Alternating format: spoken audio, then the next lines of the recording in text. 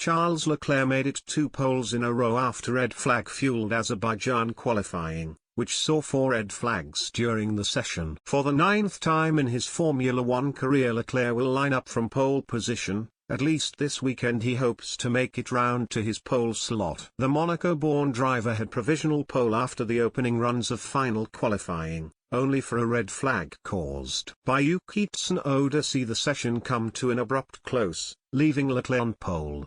On the other side of the Scuderia Ferrari garage, Carlos Sainz Jr. will line up in 5th place, however may fear that his Ferrari is wounded after taking avoiding action to dodge Tsunoda's stricken AlphaTauri. Sainz locked up and span down the Turn 3 runoff, colliding with the barrier in the process, leaving the Ferrari mechanics praying that his Ferrari will not suffer the same misfortune as Leclerc did in Monaco.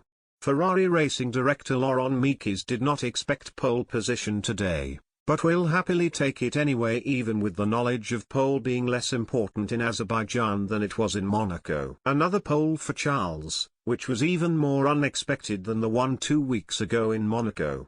We arrived in Baku believing that this would be a much more complicated weekend than the last race, but in fact our performance level was better than expected right from the start of practice, even though theoretically this track should be less suited to our car.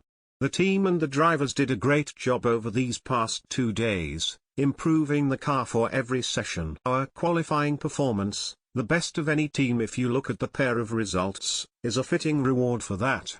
Carlos crash. He was caught off guard by the smoke from Tsunoda ahead of him. These things happen, and anyway, it didn't affect his result given that, because of the yellow flags, he would have had to slow down at that point on the track.